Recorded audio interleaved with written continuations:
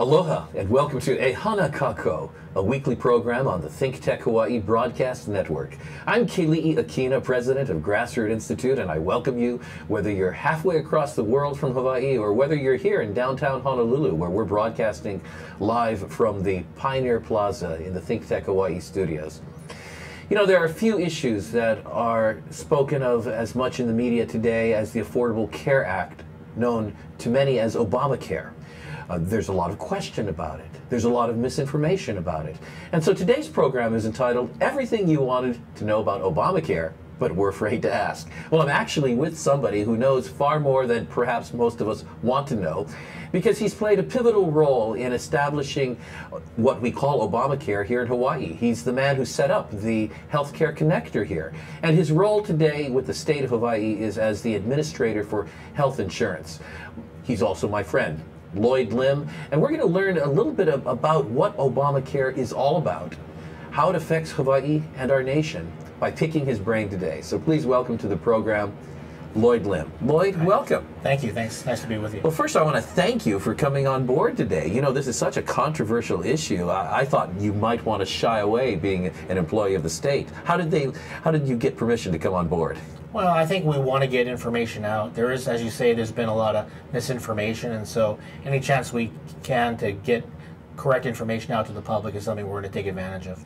Well, that's good, and I want to let our viewers know that later on this quarter, on December the 11th, you're going to be one of our featured expert panelists on a panel sponsored by the Grassroot Institute, which we are conducting at our monthly Calabash, December 11th, Wednesday at 10:30 in the morning. You're more than welcome, if you're watching, to go to our website and participate in that. We have other members of industry and journalism who will be there, and we want a one-stop shop to understand what this very important Affordable Care Act is. And you can find our information on Grassroot Institute, that's singular, Grassroot Singular Institute.org. Now back to Lloyd. Lloyd, but before you're on that, you join us on that panel, help us understand, in a nutshell, tell someone who really has just woken up like Rumpelstiltskin from a multi-decade sleep, what the Affordable Care Act is.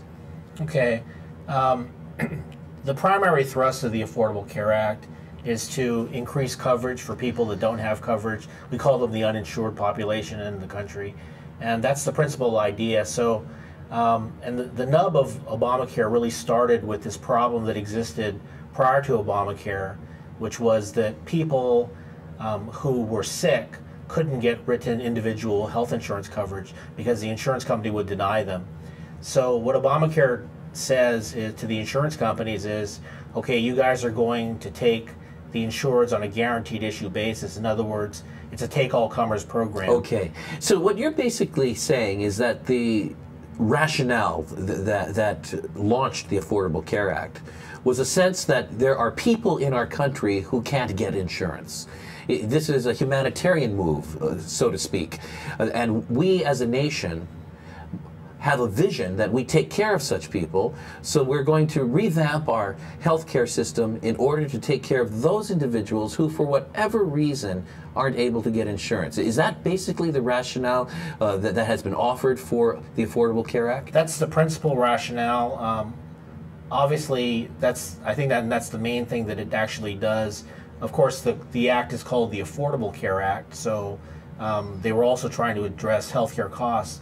Whether they've been successful at that is an open question. But sure, and we're going to talk about that a little bit later on in the program today, and we may even raise the question as to whether or not that original rationale to take care of the uninsured is well-founded. But before we go further, I just want to make sure that everyone who's watching understands what that mechanism is, the ACA, the Affordable Care Act, Obamacare. Now tell us what it is. What does it do? How does it look?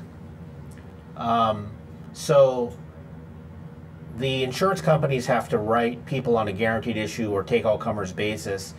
And so the problem with that is that you might get a lot of sick people coming onto the system and the rates would go up. So in order to stop that from happening and to make sure that enough healthy people will come on the system to offset the sick people, they have what is called the individual purchase mandate, which essentially requires all people in America, with just a few exceptions, to buy health insurance. Okay, so basically it's a law that requires virtually every American, with a few exceptions, to purchase health insurance. Whereas prior to this law, individuals could choose whether or not they wanted to purchase health insurance, and probably could purchase it from a larger menu than they may get now. So basically it's a law that says people need to buy this product. That's right. People need to buy the insurance, and that mandate will hopefully, it seems maybe a little obvious, but if you have an uninsured problem, one way to solve it is to force people to buy insurance. So in order to deal with the problem that there are, or at least believed to be, large numbers of uninsured or uninsurable people out there, the government is going to force everyone to get insured and everyone to pay in order to cover that problem.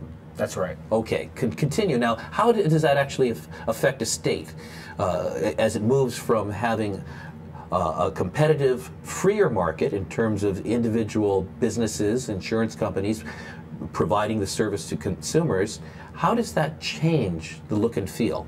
Okay, well, it isn't as big of a change as one might think, because prior to Obamacare, the insurance companies were really controlling the healthcare market, and that is true after Obamacare also. So Obamacare relies, some people think that Obamacare is the government providing insurance, but it's actually the government requiring the insurance companies to provide insurance. So it's still the case that insurance companies are providing the insurance to the private market.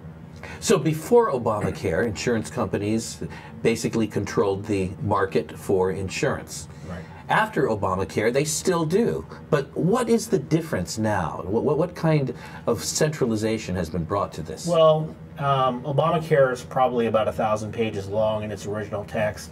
There are tens of thousands of pages of regulation. So there's the health insurance market has now become one of the most regulated markets of any business in the country, probably second only to banking. So the insurance companies are still providing the insurance, but under a much more regulated regime. Now, prior to Obamacare, states were free to establish their own systems. And so here in the state of Hawaii, didn't we establish a system that pretty much took care of most people with a very small percentage of our population uninsured? That's true. Back in 1974, the Hawaii legislature passed something called the Prepaid Healthcare Act, which requires employers to provide health insurance to their employees working over 20 hours. So because of that law, we've had very low uninsured rates. Most people are covered through their employers. Maybe 10% of the population or less are uninsured here in Hawaii.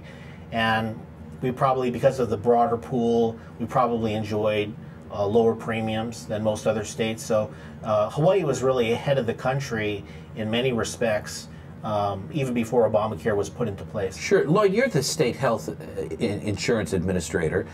Was our system working for the most part to provide health insurance to the majority of people, as well as to many who otherwise might not get it in other states? Was our system here in Hawaii working before the Affordable Care Act? I think in Hawaii, the system was working very well.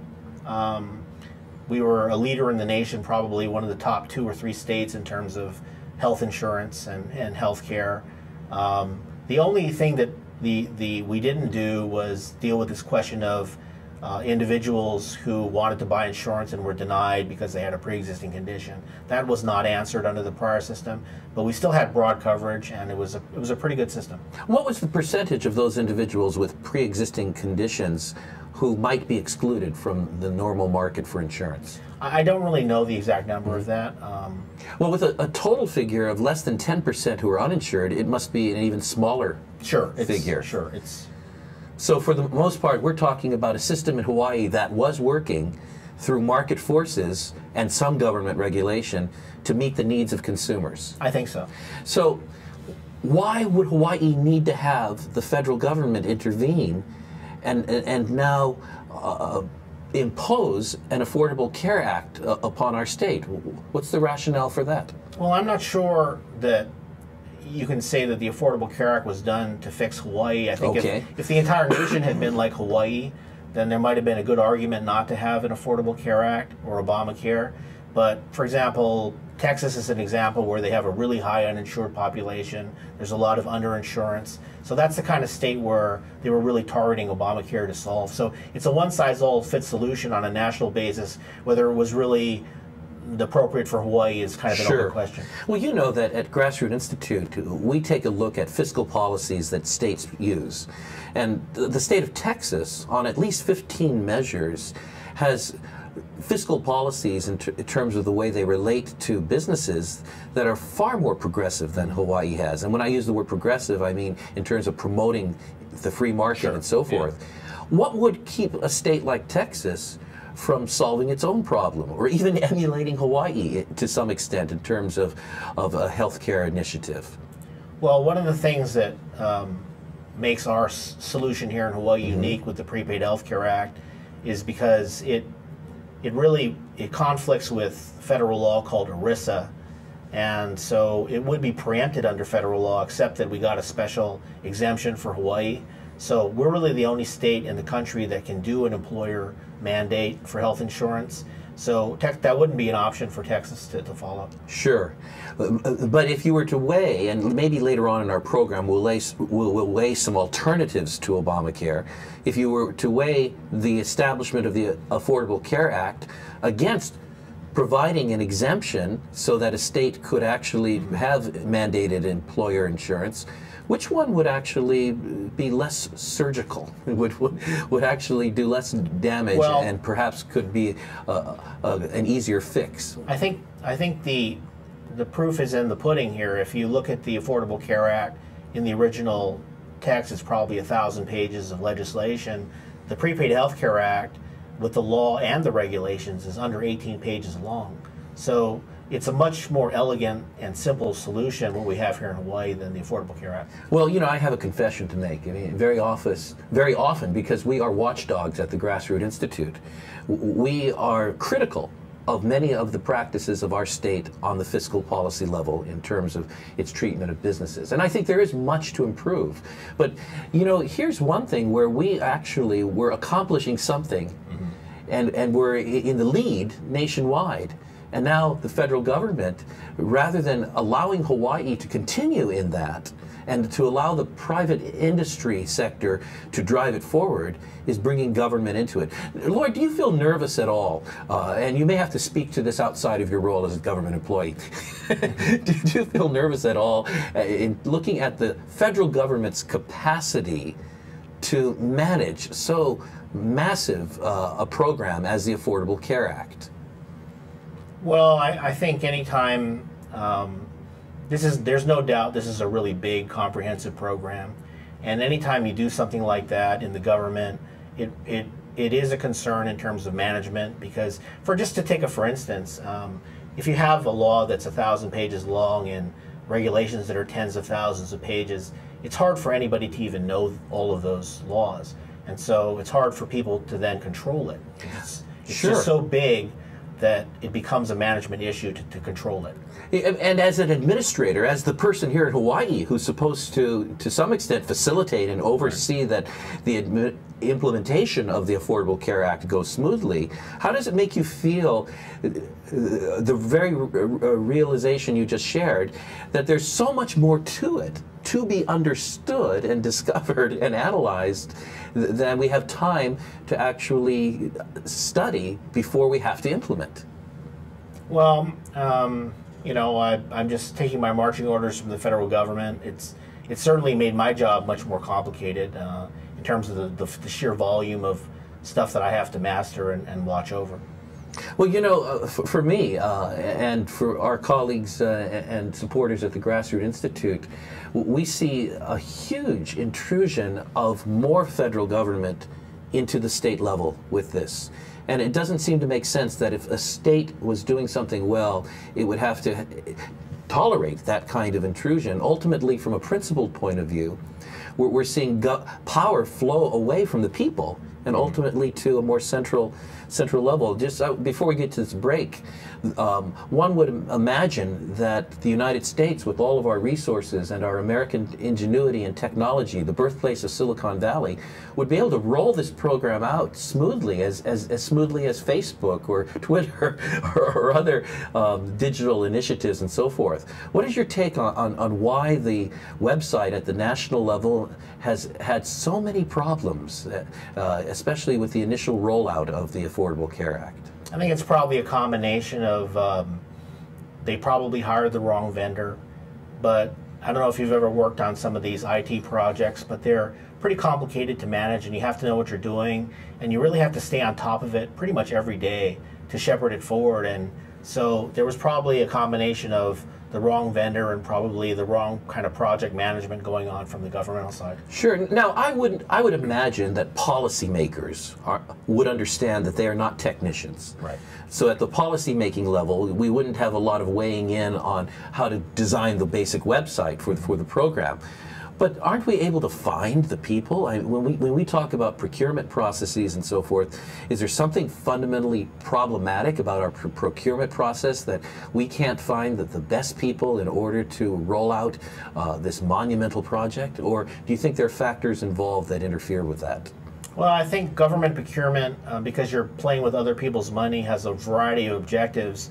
You have to worry about corruption and cronyism and discrimination. And there's a whole list of things that go into many thousands of pages of compliance that you have to do for procurement. So these are all objectives that are really separate and apart from the objective of picking the best person for the job. So sometimes in government procurement, you really do end up with the wrong vendor. Well, we've heard it from you, and you have a lot more experience in understanding these kinds of things than I do. And we're going to come back and continue to pick the brain of Lloyd Lim, the state administrator for health insurance here in the state of Hawaii. Someone whom I know knows far more than the average person, knows far more than me, and is producing a book. And I want to ask Lloyd a little bit about what's inside of that book in understanding Obamacare when we get come right back after this. This is Kelii Akina with the Grassroot Institute. You're watching a Hana Kakou on the Think Tech Hawaii Broadcast Network. We'll be right back after this. Aloha, I'm Jay Fidel, founder of Think Tech Hawaii. We are a digital media nonprofit that covers things that matter to tech, energy, diversification, globalism, and progress for our state, the state of Hawaii. We broadcast on community television and on Oceanic Cable Channel 16. We also stream our shows and interviews live on the internet as both radio and video, and of course we post them here on YouTube. We collaborate with the Hawaii Venture Capital Association to present monthly luncheon programs on subjects of interest to the business community, and we write for the Honolulu Star Advertiser. ThinkTech works hard to raise public awareness in Hawaii. Check out our website, thinktechhawaii.com, and come to our YouTube channel, Think Tech Hawaii.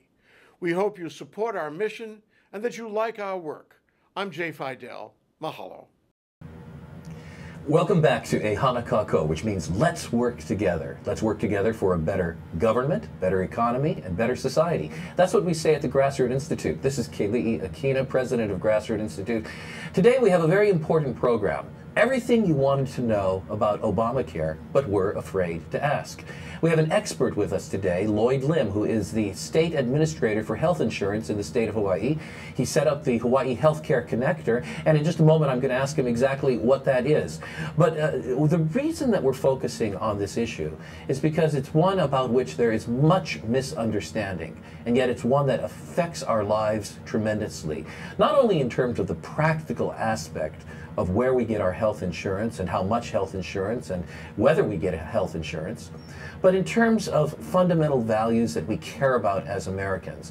What should be the role of the federal government with respect to states? What should be the role of the federal government in terms of individual liberties? Those questions are impacted tremendously by the Affordable Care Act. And at least today, we want to get some basic information. So if you're watching and you're not that familiar with it, I hope that this is a good opportunity to learn. I know I'm learning. I'm learning from my friend Lloyd Lim. Lloyd, well, welcome back to this second section. Before you start, please, I just want to correct I didn't actually set up the entire Hawaii Health Connector. I was the initial executive director. So I was involved in the startup, but it was then taken over by the nonprofit, and so other people are really responsible outside of the state for setting up the connector. Well, I'm glad you're giving credit where credit's due. But for the state's role in terms of initiating it, you were the initial executive director. That's right. And now it has been taken over in a nonprofit, non-state organization. That's right. And this might be a good place to just ask what this is, because it's a piece of the government rolling out its law. And as you said to us earlier, the Affordable Care Act is that basically a law that requires the vast majority of citizens, with very few exemptions, to purchase insurance, and to purchase insurance according to the standards set up by the federal government. But in order to do that, there is this device called the Healthcare Connector, and it exists in all the states and nationally, and it's kind of like buying a consumer product. You know, there are third-party vendors who basically put all the products lined up together. The consumer gets to choose, and the companies get to compete for the consumer. Is that my understanding of what's going on with the Healthcare Connector and health insurance? That's right. So the Health Connector, or the Health Insurance Exchange for Hawaii, is designed to be a website sort of like Amazon or Orbitz, where people can go on and shop for health insurance and shop and compare. The other major purpose of the exchanges, the website, is to deliver the subsidies for which are available to people that are under 400% of the federal poverty level. So if you're entitled to a subsidy or a small business tax credit and you want to get access to that, you really have to go through the connector. So it's kind of like your one-stop shop, Right. where you go to decide what insurance coverage you're going to get, where you pay for it, where you find out what you're qualified for, if you're qualified for some kind of subsidy. Now, how many people have signed up? Do you know, nationwide or locally, for insurance on these websites? I understand that it's a lot smaller than had been hoped for. Yeah, I don't really know the exact numbers, although I wouldn't expect the numbers to be huge right away, because the program for health insurance doesn't really kick in until January 1. So people may wait until late November to try to really come onto the system. Well, right now it's November the 10th that we're recording this, and it's going to be shown today live, as well as later than today, as often as needed.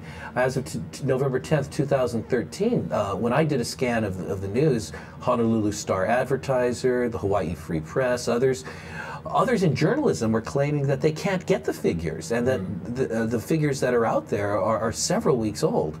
Well, what is your thought about this in terms of the number of people who've signed up on these exchanges? Well, I suspect if the numbers were really large, we'd be hearing that. So they're probably not large. Yeah, I would expect at this point in time the numbers, both at the state and the national level, in terms of enrollments through the exchanges, are probably relatively small. Sure. You know, there is somebody who lived in Hawaii for a good deal of time, local boy makes good, who was instrumental in establishing a national platform called eSurance, which has become a very successful private entity that allows consumers to go to the website, to put their information in, and to be offered a menu of different insurance options for their car, for their home, for life insurance, and so forth. And it allows the different companies to compete for the individual. It's done very, very well, and is highly competitive with the traditional way of buying insurance. What would have prevented private industry from doing this for healthcare as opposed to the government? Well, I think what happened in the Obamacare was they were following the Massachusetts Romney-Care model, so that's why they went down the path of a governmental-based exchange. And part of the theory, I think, there is to deliver the subsidies through the exchange. But my own view is that this may not have been an absolutely necessary part of Obamacare, that they could have deferred the creation of exchanges to the private sector.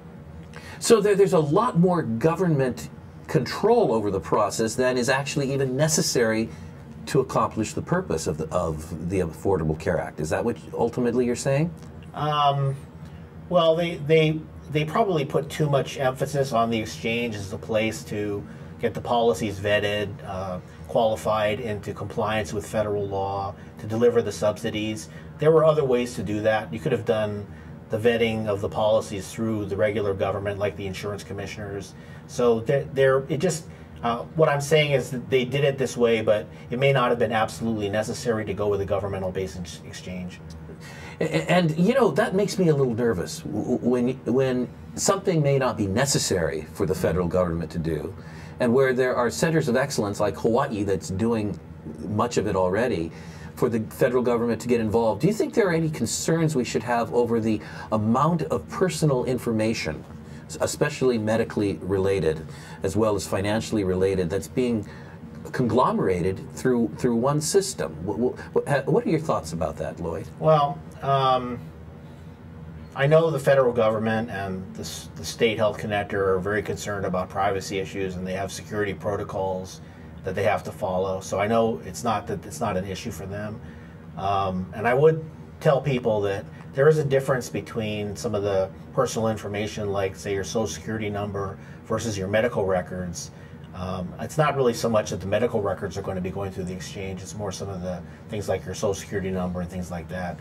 So I really can't speak to the security issues because I don't know exactly what the situation is, although I know that obviously at the federal and state level it's a priority for them.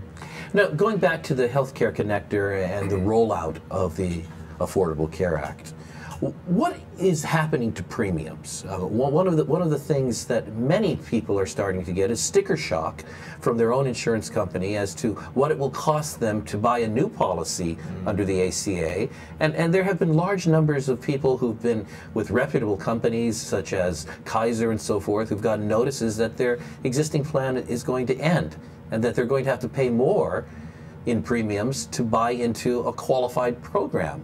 Well, what is the correct understanding of that? Is that really happening? Okay, so I'll talk first about the premiums. Premiums go up every year because healthcare costs go up every year. And sure. So if you look back over a 30-year period, probably the average increase in healthcare costs every year is probably about 8 or 9%. So it's going up regardless of Obamacare. But what Obamacare does is it changes the rating system so that now we are going to use age rating. And anytime you change the rating system, there are going to be winners and losers. So some people will find, I think, that their premiums are more favorable under Obamacare, but other people will find that the premiums are less favorable. And I'll add another part is that going forward with the premiums, what we don't know is whether we're going to get enough healthy people to offset the sick people. If you have too many sick people, then the premiums will spiral out of control. So that is something for the future to watch out for in terms of where this program is headed. We need to get the right kind of demographic mix in the insurance pool in order to get the premiums to be at the right level. Well, it certainly sounds that there are a good number of variables, obviously based on some assumptions as to how we measure the things that go into determining what the premium is going to be. But there's one I think that is very important to recognize as well, and that is that there may be bells and whistles, so to speak, or there may be options on qualified packages for insurance now that individuals prior to the Affordable Care Act didn't have to buy. So for example, if you didn't want to take a certain kind of mental health care or any number of other options put into your plan, you could have had a less expensive plan traditionally. But now that's changing, isn't that? Is there a requirement that certain standards, certain baseline standards be set with many of these policies? Okay, so for plans that are considered federally qualified plans, they have to meet something called the 10 essential health benefits. 10? 10, right. And it's things like hospitalization, outpatient treatment, mental health care, and there's some other aspects which I don't have in my head. So what they're trying to do there is to make sure that people don't have what used to be called underinsurance, where they don't have a really skinny plan that doesn't really cover them in case they get sick. Sure. So that's the intent of that. But one of the impacts of that, as we've heard in the news in the last week or so, is that because it affects everybody in the individual market and the small business market, a lot of policies are going to be changing over to the new Obamacare system. So people are being canceled off their old policies under the assumption that they're going to go into the new Obamacare system. And the new policy, though, may restrict their freedom in that it may require them to take options that they don't necessarily want to take because the government is saying they're not permitted to have that menu of choices that they had before. We're going to come right back, and I'll ask for your further thought on that.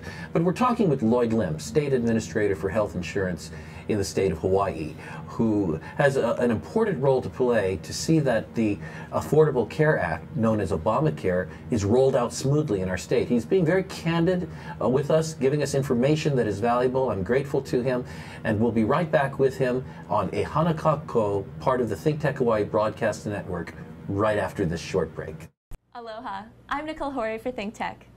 For nearly half a century, the Hawaii Foreign Trade Zone No. 9 has brought the benefits of the Foreign Trade Zone program to Hawaii businesses and entrepreneurs.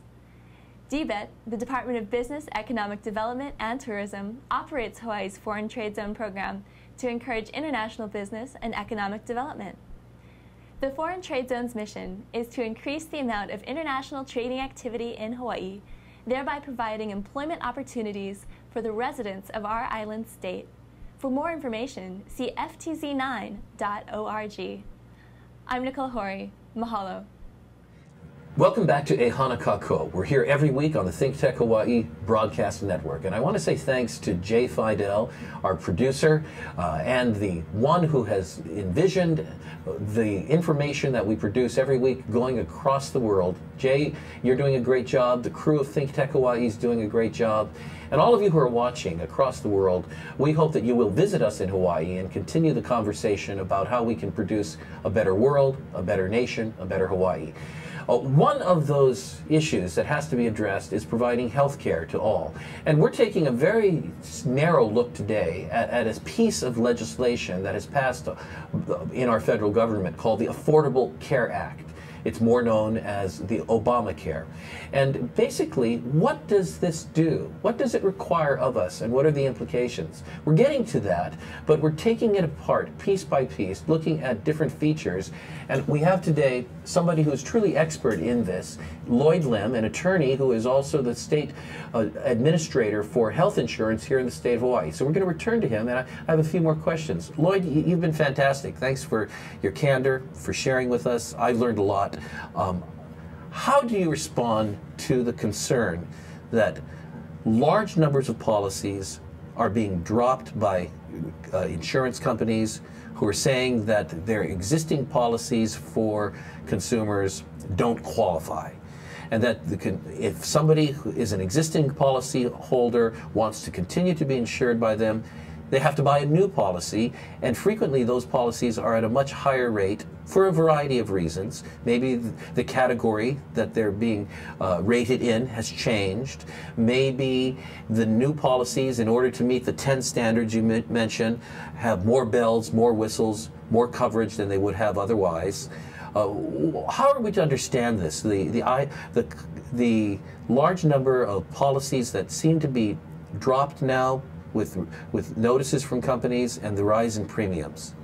Well, the main reason that's happening is because we have this benefit package standard called the 10 Essential Health Benefits, which in order to come up to the new Obamacare standard, policies have to be changed and re-rated. So people are going to be disrupted in terms of their coverage. Well, you know, you mentioned Texas earlier, and that is one of the states that hasn't adopted the position that Hawaii has of requiring employers to play such a huge role in ensuring health insurance for their employees.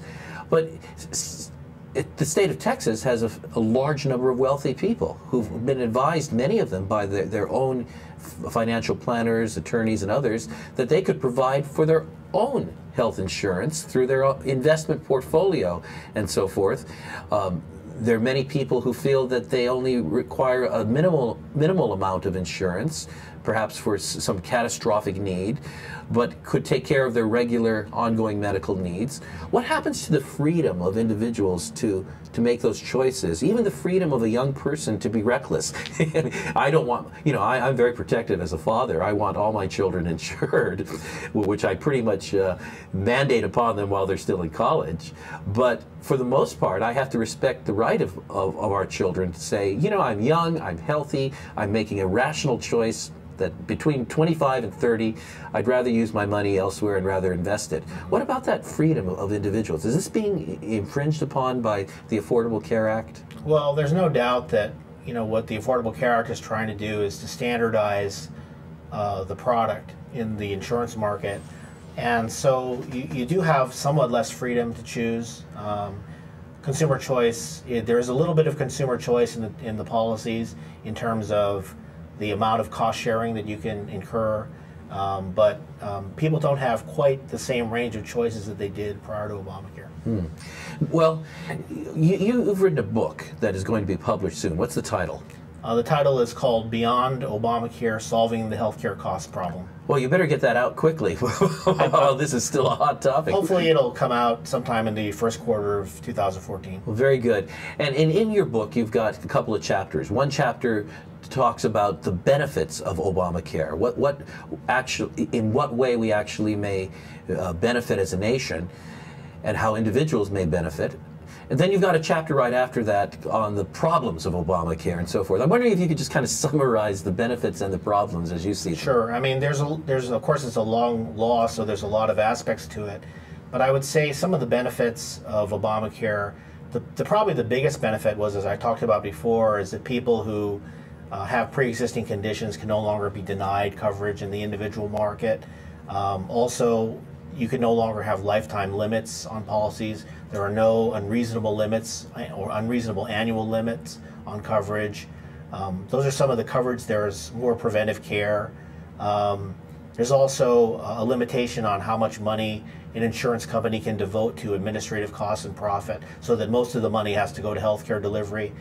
So there are some things in there that I think even opponents of the bill, if we pulled it out and asked them about it, they'd probably say we're favorable to people.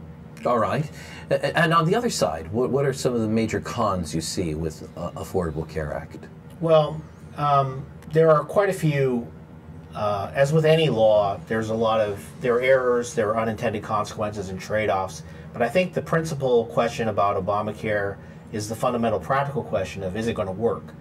Are the premiums going to stay low? Are we going to get enough healthy people to offset the sick people? With all the new people coming onto the healthcare delivery system, is that going to stress the system? Is that going to cause access problems? Is it going to cause quality problems? In addition, it's a little bit more difficult to run an insurance company under the new regime. So will insurance companies stay solvent and avoid causing problems for people? So these are some of the practical questions.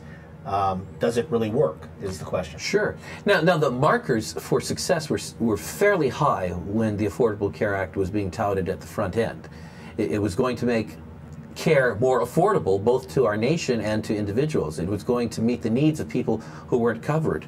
It was going to actually be efficient and better than the system we have now. And one of the concerns that troubles me a bit is that it was based upon the belief that there is so large number of uninsured people or people who have pre-existing conditions that it warrants taking the liberty and the taxes and the payments of people, the general citizenry.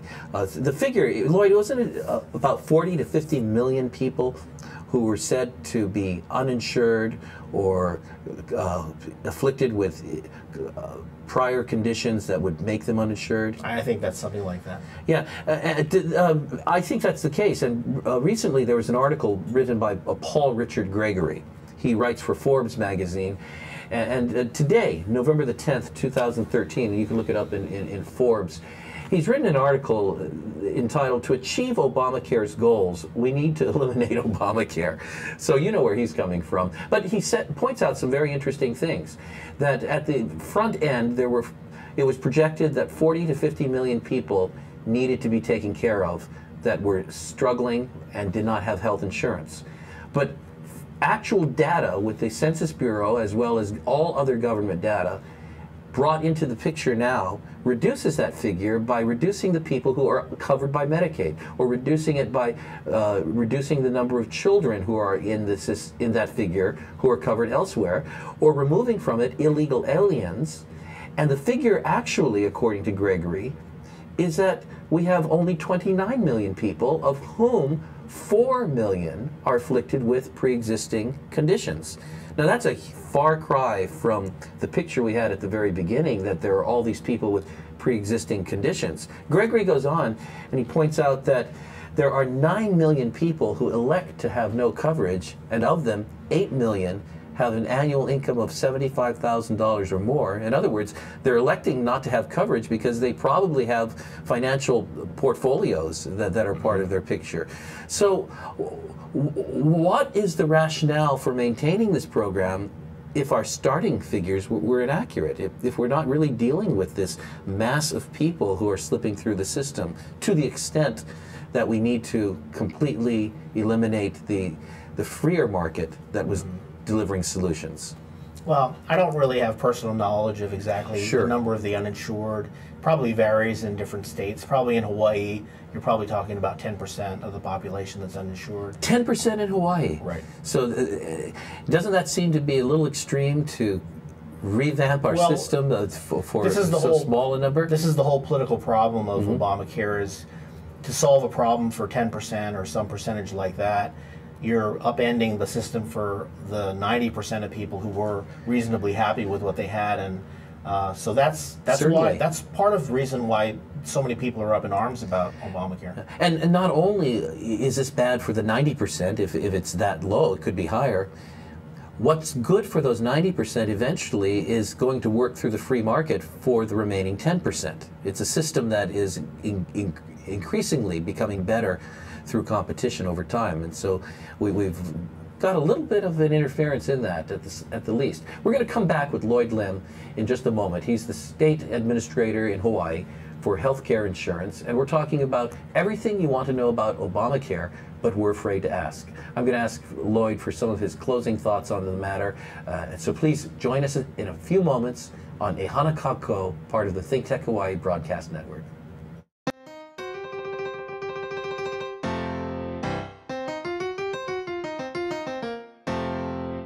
I'm Bill Spencer, president of the Hawaii Venture Capital Association. We do monthly luncheon programs with Think Tech about things that matter to Hawaii entrepreneurs, investors, and business service providers. So join us on the fourth Thursday of every month at the Plaza Club. For information about upcoming events or to join our mailing list, visit hvca.org. See you there.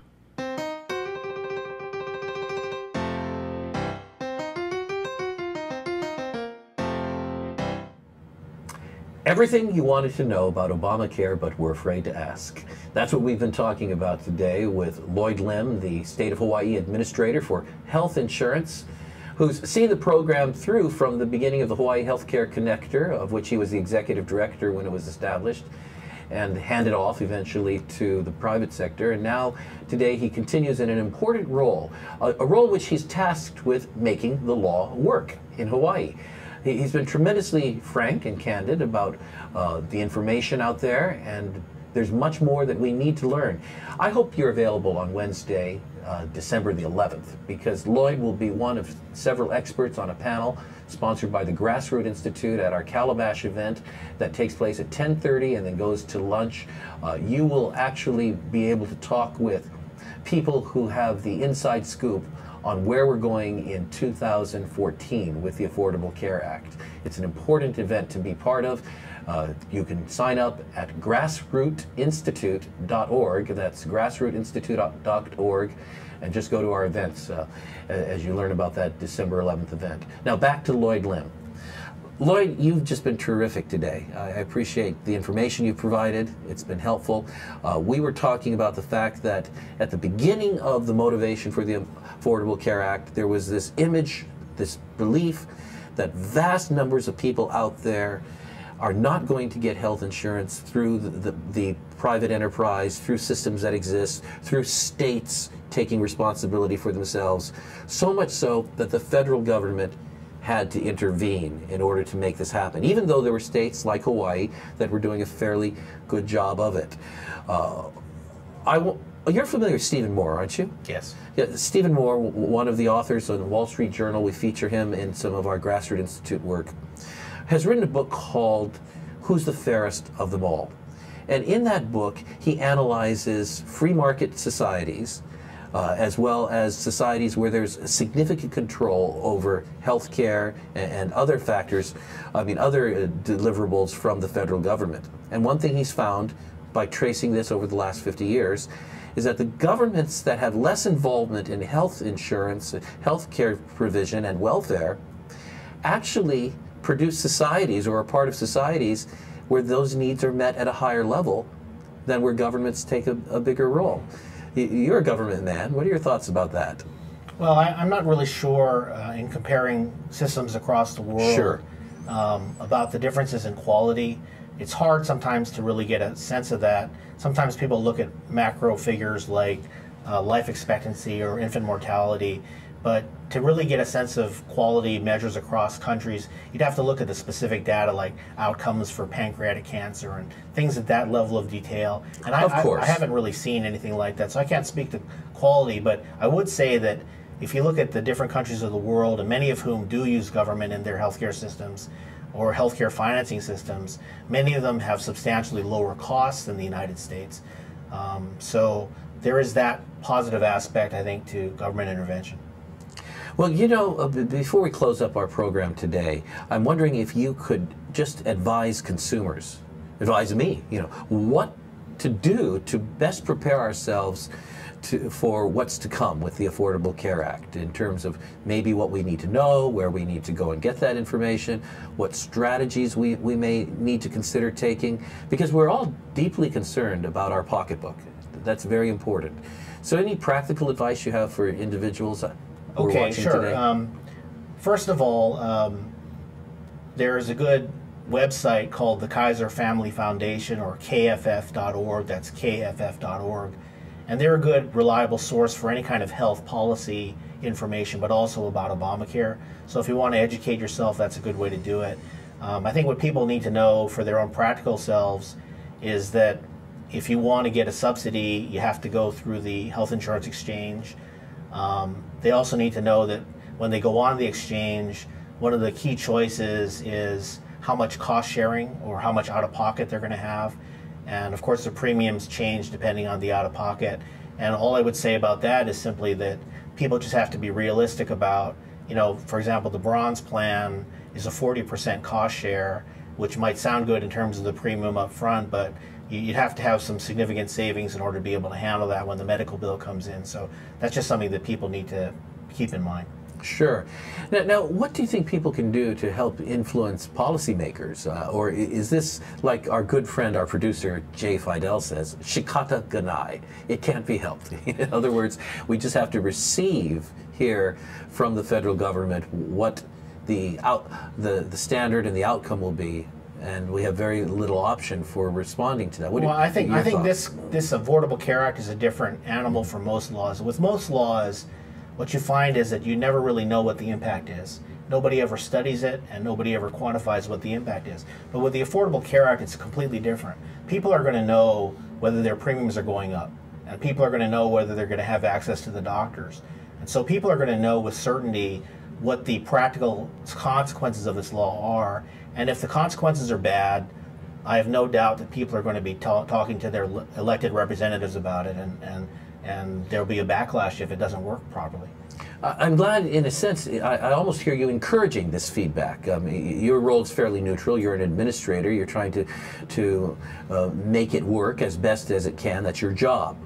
But I hear you saying that people need to be responsible to talk to policymakers, to talk to our elected officials, to try to give the kind of feedback that could bring about positive change, that brings about a more rational process. It's always the case that people should make the effort, if they're concerned about any kind of issue involving the government, to send an email or write a letter to an elected official or a government official like me expressing your views on it. Too often in government we hear only from the vocal minority or the special interests, and that they end up driving the policy. But if we can get more people, ordinary people, the silent majority, to speak out on issues, then I think we get a better government out of that. Sure. If you don't mind me asking you a personal question, how do you balance your role as a state official as well as a vigilant citizen who is critical of processes as well. You've been very forthright about your understanding today. Do you ever find challenges in balancing that, and how do you maintain that? Well, I actually, for example, there have been times when I've disagreed with policies coming out of the Hawaii legislature, and what I simply do is I write testimony in my capacity as a private citizen and not in any official capacity, and people understand that I'm not talking as a government official. Sure. I'm just talking as a private citizen, and that seems to work okay for me. Well, I appreciate the fact that you're willing to do that, and today as a private citizen to give us some good insight into an issue that is unfolding, as you say, when we finally discover what's really contained in it. Lloyd, thank you very much for being with us today. Thank you. My guest today, Lloyd Lim, State of Hawaii Administrator for Health Insurance, and at a time in which that's a very, well, let's say, not a very boring job to have. You've got a lot of work to do to help roll out the Affordable Care Act here in Hawaii at the very least. I hope you've learned something today. I've learned a lot, and that's one of the functions that we want to provide on Hana Kakou. Let's work together, getting the right information out. I hope you'll go to our website at grassrootinstitute.org and take a look on the December 11th program, in which Lloyd and some other experts are going to form an expert panel and really talk about what to expect with Obamacare in 2014. In the meantime, continue to watch Think Tech Hawaii. You can find programs across a range of issues on the thinktechhawaii.com, I believe, thinktechhawaii.com website. Again, thanks to Jay Fidel and the crew. And until next time, on Hana Kakou, I'm Kelii Akina with the Grassroot Institute. Aloha.